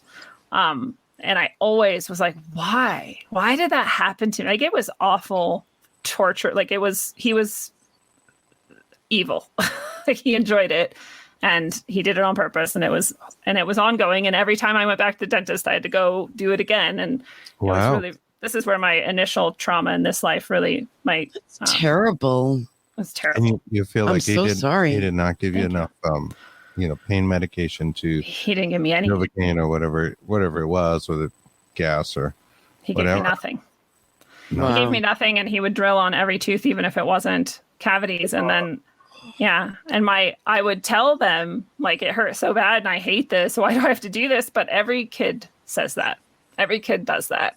So it didn't seem like to them, like, you know, so they didn't know. So I had a lot of work to do in this life, way before I even had this past life memory of healing that, forgiving my parents for not doing anything to protect me and not believing me or not understanding that it was actually really torturous and all of these things. But then I also finally understood, there is a reason why that happened to me, because I'm literally like rebalancing, if you will, the karma of having been a torturer in a past life. So I then, and I got like that karmic balance. And I have this weird, you know, even after I went through PTSD therapy for that experience, I still didn't have real forgiveness for that man. I just had a sort of peace with the situation in general. But after this, I actually did have real forgiveness for him. And I actually did release even more of that trauma by having that actual compassionate forgiveness as a true, emotion. Wow. It's very big of you, even if it really is for a selfish gain, because you want the release and you want to let it go from you. You know, you're not forgiving him to make him feel better in any way, but still, you know, I have a couple of books behind me on that bookshelf that are all about fixing problems like that. On a total sorcery level. Sorcery. Sorcery, yeah. Well, and I just imagine if I had been older and I had been the old me that was very aggressive and super willing to fight and all these things, and he had done anything like that to me, I don't know what I would have done, but that would have just kept it going. We would have just kept cycling around again and again and again. We're both just going to keep like stabbing each other until when, you know? So at some point you have to just, like you said, it's actually better for me to release this and forgive you. Whatever happens to you, I don't care. You know, if you can get to that point though, where you genuinely forgive someone for having harmed you, like there is no more deeper release than that. You can fake it till you make it, and that'll help a lot too. But when getting to that point where you actually are like, yeah, I really do forgive you. I really in your heart. Yeah. It's just like, literally bury your past, right? Yeah. There you go. You used this word, this was in your bio, and I think we mentioned it earlier, Synchromysticism. Yes. And I know this is related to the collective unconscious, and some Jungian thoughts, and can you tell us about that and what does that mean to you? To me, it means having synchronicities that are so profound and common in your life that they guide you through experiences that otherwise don't seem possible to other people. So they're a bit mystical. So many times in my life, things have aligned and coincided in such a way that doesn't make sense to the rational worldview, and have also led to some of the most profound experiences of my life and biggest life changes and maybe deepest sort of calls to my path and the work that I do. We're a big fan of synchronicity. Yes. I think it was Carl Jung that coined that term. Yeah, synchronicity and what it means. And certainly we've seen it played out in shows like Hellier, referred to synchronicity a lot. Yeah. And Kristen and I love it because we always have these little synchronicities between ourselves. Since we were younger, actually. Since we were kids early through our lives. Oh. We didn't even know. It's fun and neat. But how does this relate to what you do? Well, like I said, it's really called me deeper into my path in ways that I don't think I would have gotten there without them, without the synchronicities. So I can tell were some of the ones that were more profound and turned your life. Yeah, this one is probably my favorite and was the hardest, but I had been long since trying to quit teaching and not succeeding because I have a really giving, bleeding heart and I loved children and helping them. And so I didn't want to leave because they need me, but it's a horrifying system. And I really despise the educational system and everything that it does. So it's always been a really big drain on me to be a part of it as well. But this had been going on for years. And I was just at this point where I was just sort of feeling like, I'm not sure I've reached every goal I have. Like I have the highest pay I've ever had. I have this beautiful career. I've been at the same, school district for all these years. And I'm in the school that I want to be at and teaching the classes I want to teach. And I have this wonderful partner. He's like good to me and he's not abusive like a lot of the other ones had been. And I have this house that I literally manifested. And there's a whole story behind that too. Oh, wow. My car and all these things. And I just like have the life that I always wanted. And I've arrived. So like, what now? But why do I feel like it's not the life I always wanted? Or like, why do I feel sort of off? Or like there's something else I'm supposed to be doing. Right. So I went, as I often do, to the forest to contemplate and meditate and ask and see what happened. And I just ended up on this random trail. I didn't really plan on that trail. It was just the one I picked as I was driving through the mountains where there's thousands of trails, and walk and there's a river, and then I get to a waterfall and I'm like, oh cool, waterfalls are like the best place to like have this energy. There's like some liminal space there and it's just a really good. So I went and sat by this waterfall and no one was around. It was perfect. And so I was sitting there and I was like, okay, what should I do? God, source, whatever you want to call this. I don't really care. And I really clearly heard and felt like, you need to go further down up the river to your left.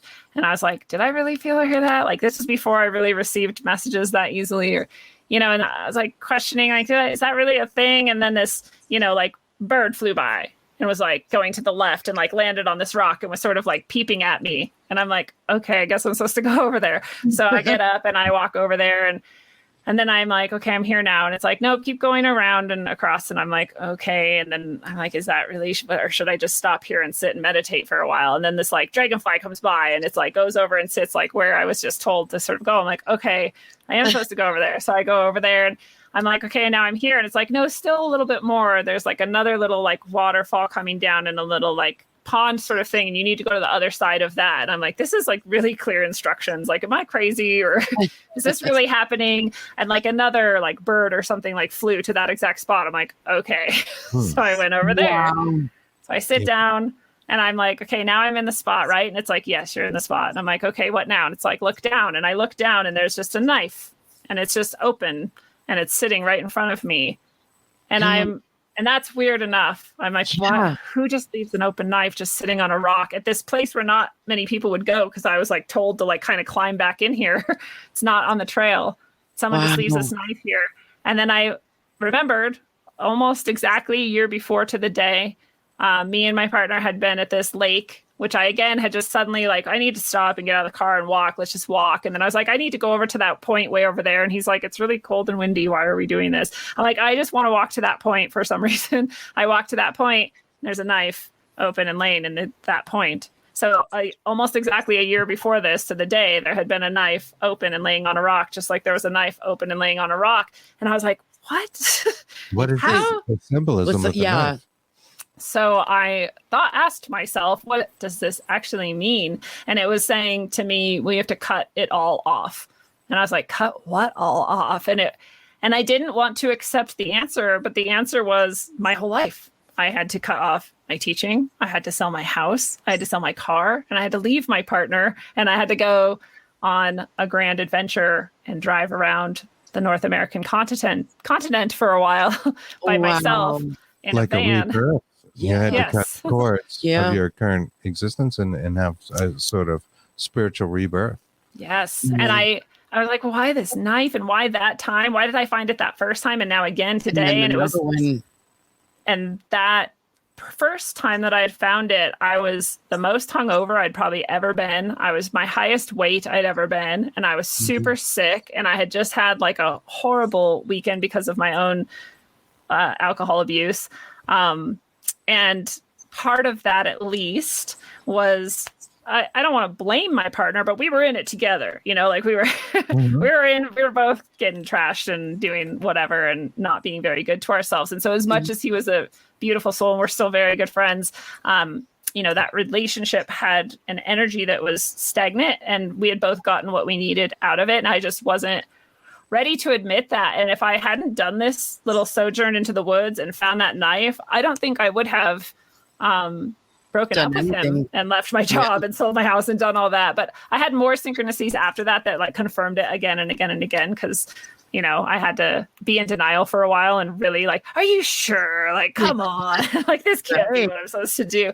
But man, trusting that type of synchronicity chain, and, you know, those events and those times where you're getting these deep messages and you do understand them, even if you don't want to, if you really follow through, I mean, that's when my life completely transformed. And that's, you know, now I'm here again, doing what I really came to Earth to do, which is spiritual healing work and everything else I do now. I find that so fascinating because the knife meant something to you. So again, there's that spirit communication through symbolism, right? Yes. So that twice you see an open knife, it means something to you. You look at it, you interpret that as like, oh, I need to cut all these things, cut these cords around through my life. Another person would say, well, that's just weird. Why is there a knife on a rock? Yeah, exactly. Maybe I should go fillet a fish or something. Right. Yeah. Give me back my fillet of fish. Don't start fun and games until you choke on a fillet of fish and pee the bed. Yeah. Well, see, this is exactly like that seems random, but means something. It was, but it's a private joke. Thanks for sharing. Hey, it wasn't me.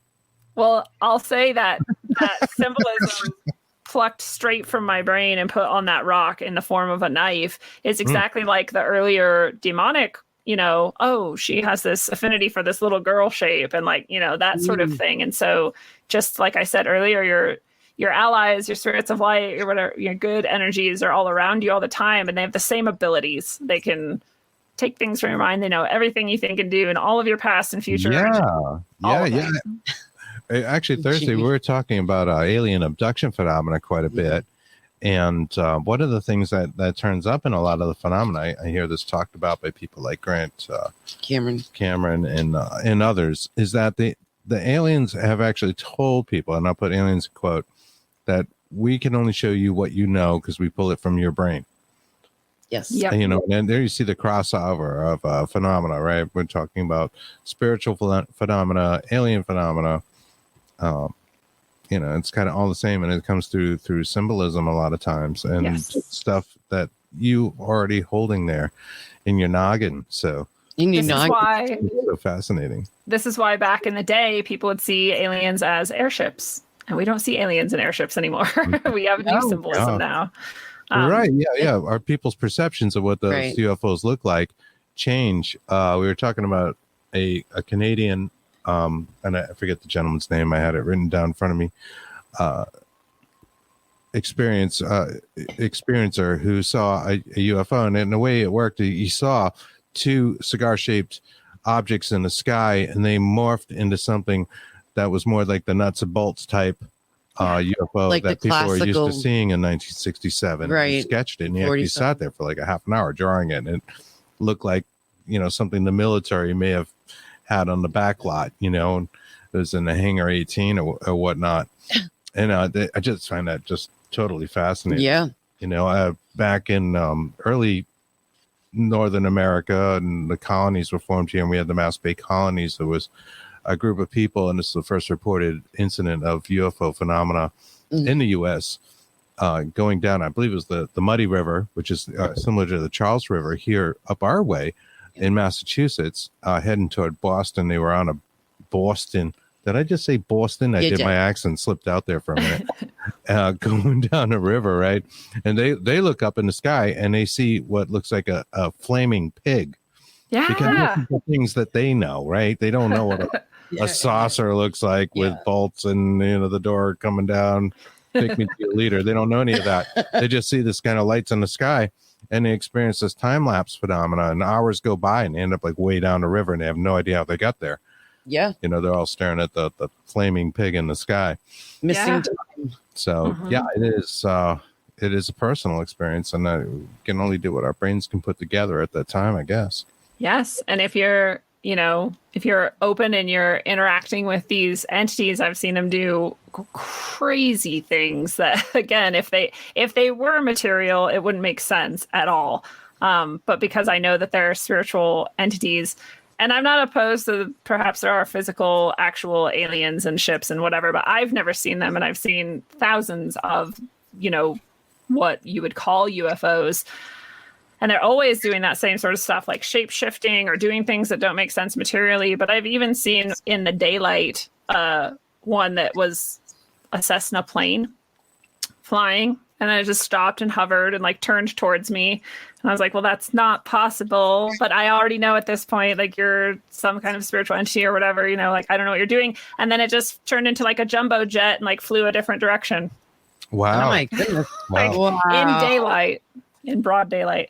So I'm like, well, they can do anything. They can look like anything because they're spiritual energy and because they're working with your perception and not with physical reality. Like you said, it's coming through your lens. And so I've even had experiences where, when I'm working with spiritual energies on behalf of other people, they're trying to tell me things and they'll just say to me, you don't even know the word or the concept, so we can't tell you. And I'm like, well, that sucks for all of us. Like, how can we get around this, And so they'll give me like a series of like images and things, and I kind of can piece it together like a puzzle and then go searching on the internet and find the thing that I didn't know about, except I was told in this way. So it really is like you can only experience what you understand somewhat, at least, or have a frame of reference for. And then it's always going to be using your lens, your specific set of experiences and your specific ideology. Right. Again, like those knives on the rock. Yeah. It's so fascinating. What do you think about the idea that sometimes information is given to a person or downloaded, or however we want to put it, that kind of just leads you into these rabbit holes? Yeah. Sometimes there's just endlessly thinking about some subject, and it's my feeling or opinion or ours that they use that psychic energy of our thoughts and concentrating it to bring themselves closer to us and our reality. But what do you think? And have you experienced that rabbit hole phenomena? Yeah, I don't as much anymore, but I know exactly what you're talking about, and I look at it again as sort of an attack, like they're meaning to disrupt and kind of feed off of you in whatever way. But it's also, again, been a nice training for me to understand more and more how to be connected with sources that are more pure and get more accurate information that I can trust, and rather than just random endless loopholes and rabbit holes that you can fall down for no purpose at all. So it is there. And, I don't even think all of these things are like so evil or dark, but it's still like annoying. It's like a mosquito. You're like, I'm sure you serve some kind of purpose, but I don't really want to deal with you. I love that. Yeah, it seems like they just want us to think about it. Like, I'll just give you just enough to think about and keep you guessing, keep you thinking with no logical conclusions ever materializing, except now you realize, wow, I've been thinking about this entity for weeks, and now, things seem more real. We went through a certain attachment haunting thing here, Negative. Kristen and I, that seemed to be just this rabbit hole that wouldn't end, but, would give us enough words, enough things to just kind of like, all right, we really got to figure this out. This is important, but it wasn't important. We were the important ones to it. Yeah, right. You were feeding exactly the morphogenetic fields. They're making it more real, and it was the only way to really banish the thing for us was to stop thinking about it, like really take time to Just not think about it, which when we didn't, and like it went away. but we were able to do it. That's Yeah. awesome. And the Good phenomena around the house Thank you. stopped. So I just Yeah. people out there that are trying to banish things. Yeah. It's harder to do than you might think to stop thinking Yeah. about a thing that you've been thinking about for a long time. Yes. Yes, it is.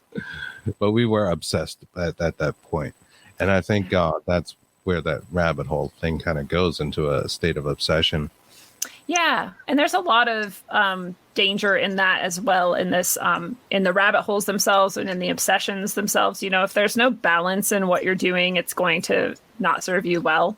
And a lot of people get really, especially I think in like the spiritual pathways and the spiritual communities, they get obsessed with like obtaining knowledge or obtaining spiritual experiences, and they just keep going. It's like a drug to them. And at this point, again, you're much more likely to send yourself into spirals and down the wrong pathways and attracting the wrong kinds of energies because it's not balanced. And I just always suggest to people, you know, you're going to find what you need when you need it, period. Unless you're forcing otherwise. Your life and your soul have a way, just like those synchronicities, just like that knife on the rock. If you're just open and balanced and just moving forward all the time with that intention that you're going to keep on your path and keep attracting what's right, it's just going to happen. And you don't have to obsessively search for anything ever. You don't, you know. And there's this quote that I really love, and it's a Khalil Gibran quote, and I'm probably going to get it wrong, but it's something like, you know, it can be revealed to a person in a single moment what has been hidden from mankind for all of time. So you don't have to rely on endless research and like memorizing everything and all of this stuff to have a profound experience or a really deep understanding come to you, or those downloads like we were talking about, that channeled information like we were talking about, that can happen to anyone at any time. And it's more likely to happen if you're balanced and you're healthy and you're treating yourself well and you're doing the things you need to be in balance and wellness. So I always like to throw that out there in general, because it is, like you said, these trickstery spirits and these sort of guys that want attention so they can have more solidity to themselves. They're sometimes behind some of those obsessive searches as well that might be really full of good information and somewhat meaningful to your life. But again, if there's not balance there, it's gonna come back at you. Yeah, Absolutely. Yeah, I do think the thoughts have some sort of weight, you know, in the spiritual world. And the more you think about something, the more you can feed it, if that makes any sense. Yeah, that's what manifestation is based on, right? Right. Yeah. How do you think manifestation actually occurs? Do you think it occurs on something like a quantum level? Quantum level, quantum entanglement. Yeah. mechanical? I mean, I've had people say to me, because, for example, I said I manifested that house, and I really did. I sat down and I made like a picture. I'm like, this is what I want. I want to find a house just like this. I'm going to draw it. And I put all these symbols on it that mean something to me, and drew a tarot card and put that on there because that meant something to me, and all of this stuff. And I like spent time looking at it every day. And then I kind of put it away at some point and was like, I'm too busy and I'm going to be moving soon and whatever. Well, when I went finding my house, I found a house that looked exactly like that house. I didn't even realize it until after I bought the house. And someone was like, hey, didn't you draw that house a little while ago? And I was like, oh my God, I did. I pulled the drawing out and it was like exactly the house with the That's same awesome. dog and the same tree, and like everything was exactly the same. And I've had someone say to me, well, do you think you manifested that? Or do you think you knew, part of you knew like the future and you were just seeing the future? And my answer is, what does it matter? What's the difference? Isn't it the same exact thing? Like there's an infinite number of futures and possibilities. So didn't I just select the one in which I found that house? I don't think I'm literally creating a house with my thoughts. That's not what I think is happening. I think I am directing myself to follow the pathways that lead to the timeline in which this thing occurs that I am trying to experience. It's fascinating. Love this. Yeah, that is awesome. It That's really is. an amazing way to think about it. Yeah. Actually, What you doing? Those remind me of a book. Getting another book. We're getting props. I do. There's always another book. Always. Yeah, I got to find a quote. Did you want to ask that? No, I can't find Alinkar's question. I think It melds it. My she was asking if you had experienced 5D or 5-dimensional or 4-dimensional experiences. Yeah. And that's my mom. That's Elaine out there. Yeah, I think that's what all of the things we've been talking about are. I think when we're talking about manifestation, when we're talking about ceremonial space, spirit walking, dream walking, astral projection, all of these things are happening in another dimension. So I'm not willing to classify which are 4 or which are 5 or which are 6, 7, 8, 9, or 10. I'm not interested in the number of the dimension necessarily, but it's definitely not this reality and experience and dimension. So it's a parallel space. Yeah. So you think of parallel and multiverse, basically. Yeah. Yeah. That's really cool. Both and all. Because if you really think about whatever is happening here, whatever we are and whatever we're doing here, we do seem to see that there is infinite infinities. And so whether we're looking out to the galaxies or we're looking down in the atomic level, like it never stops. So I have to imagine then that there is everything all the time. Yes, we agree. Everything is true and nothing is real. Yeah. Right? I love that you go to the forest. That's my thing as well. That's my happy place. Yeah, that is so cool. And it's something we talk about, and there a lot. seems to be some kind We of love trees and backing to just getting back to nature. Our friend Ken Allen says, I love rabbit holes, baby. Ken Allen, the Wizard Stable podcast. And I mentioned here, profound spiritual experiences do not happen while playing it safe at home. Well, you're right, Ken. Yes, they you do are. not. You can't play it safe. Sometimes you gotta, not Get go out with the there. flow. Get out that's there. it. Get to the woods. Get inside your own head. And Yeah. stop looking at your phone and look up, people. There's That's right. stars That's and right. Milky Way. Just look up. It's something we mentioned last Saturday on last Saturday's show, was that if 30 years ago, I could have imagined people just walking around staring at these little black boxes in their hands. I would have thought that was a science fiction movie, but here we are, and we do it. See, we can add to Ken's statement and say, you're never going to have a profound spiritual experience by being on your phone or on a computer. It's very true. Get out of the algorithm, That's right. Yeah. Yeah. But, people can find you at rogueways.org, ROGUE ways, WAYS.org. You do tarot readings for people as well. And what else can they expect from that website? And how else can they reach you? It's a really so much. cool. Thank you. I've worked very hard on it for many years, and there are so many things there. I have books. I think I'm at 5 now. They are mostly channeled books. There's one that's not. And there's some fiction and there's some nonfiction. And my favorite one is my newest one. It's called All Endings Are Beginnings. And it is meant to be used as an oracle. So if you purchase it from the site, you can get my inscription, which is also a channeled message to you. And maybe every day you just open it and there's, a nice passage there to give you a little boost for that day, or you can consult it, ask a question, like I said, like an oracle, and open to a page and there will be your answer. And one of my favorite things is how many people send me their experiences using it as an oracle and how perfectly right on it was. And it's really beautiful to be a part of that. So I hope everyone goes and grabs All Endings Are Beginnings. You can also get it and all of my books on Amazon and Barnes and Nobles, but either way. And personally, I like the personal one. Oh, I love that. Touch. I love Awesome. that. That's very, very interesting. Yes. Yeah. And this becomes an audio podcast. So just so people know, if they're just, happen to click upon this, it's an application or something like that. Your name is Lindsey Scharmyn, and it's SCHARMYN is how you spell your last name. And that is really fascinating. Yes, and you're an author for other books as well. This was a wonderful, wonderful podcast. Insight. Loved it. Lots of insight, lots of things. I think we could talk another hour easy. Yeah. I think you're gonna have to come back at some point.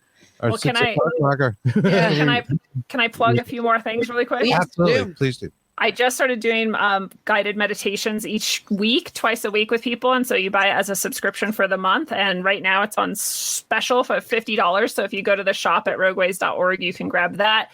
And I also have an event coming up. It's the 5th one of its kind. Every solstice and equinox, I lead a sort of class and immersion in deeper spiritual experience and meditation and some learning as well.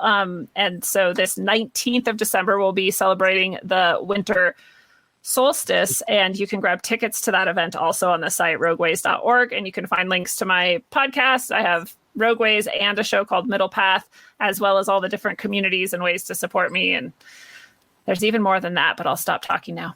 It's an excellent site. No, that is awesome. You're welcome. That is awesome. Thank you so much, Lindsey. Yes, thank you, Lindsey. Thank you. We love having you on. This has been a true pleasure. We'd love to have you back and talk some more. Yeah, anytime. Great. All right. Thank you so much. Thank you guys. Again. You're welcome.